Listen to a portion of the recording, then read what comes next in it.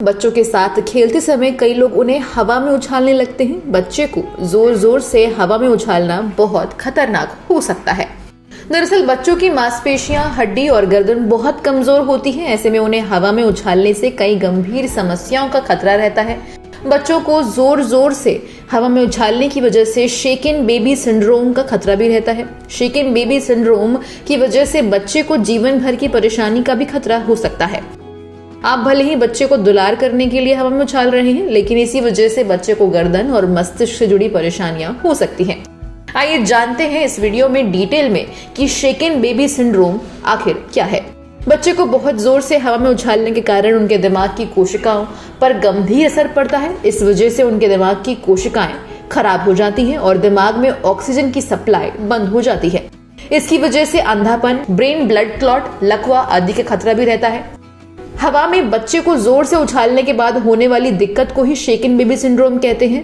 Expert का कहना है कि कई बार शेकन बेबी सिंड्रोम के लक्षण कुछ समय बाद दिखने शुरू होते हैं। इसकी वजह से होने वाले साइड इफेक्ट्स भी धीरे धीरे विकसित हो सकते हैं। शेकन बेबी सिंड्रोम के लक्षण हर बच्चे में अलग अलग हो सकते हैं। शेकन बेबी सिंड्रोम को शेकन इम्पैक्ट सिंड्रोम, इन्फ्लूटेड हेड इंजरी या फिर विप्लैश शेकन इन्फ्लैट सिंड्रोम भी कहा जाता है। इस स्थिति में सही समय पर इलाज न मिलने के कारण बच्चे की जान भी जा सकती है। अगर बात करें सिम्टम्स की तो वो कुछ इस प्रकार हैं। सांस लेने में दिक्कत होना, खाने की आदत में बदलाव होना, बच्चे में चिड़चिड़ापन, उल्टी और मतली की समस्या होना, स्किन के रंग में बदलाव आना, बार बार बेहोश होना, लकवा या कोमा की स्थिति, हड्डियों और पसलियों में फ्रैक्चर होना, आंख के भीतर ब्लीडिंग होना, ब्रेन में ब्लीडिंग होना, रीढ़ की हड्डी से जुड़ी परेशानी होना।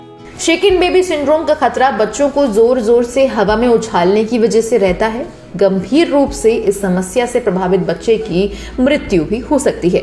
यही नहीं, कुछ बच्चों में इसका असर जीवन भर बना रहता है। शेकन बेबी सिंड्रोम की वजह से इन समस्याओं का खतरा और बढ़ जाता है, जैसे कि अंधापन, सीखने से जुड़ी समस्याएं, मानसिक रूप से कमजोर होना, मांसपेशियों से जुड़ी परेशानी होना, दिमाग की ग्रोथ रुक जाना।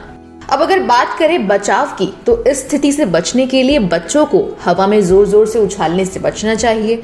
अगर आपके बच्चे में शेकन बेबी सिंड्रोम से जुड़े लक्षण दिखाई दे रहे हैं तो उन्हें सबसे पहले डॉक्टर के पास ले जाएं। बिना देर किए डॉक्टर की सलाह लेकर इलाज कराने से बच्चा गंभीर परेशानियों का शिकार होने से बच सकता है।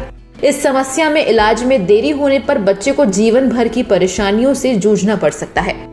तो अगर आपको भी अपने बच्चे में कुछ इस तरह के लक्षण दिखाई दे रहे हैं तो सबसे पहले आप डॉक्टर से सलाह जरूर लें।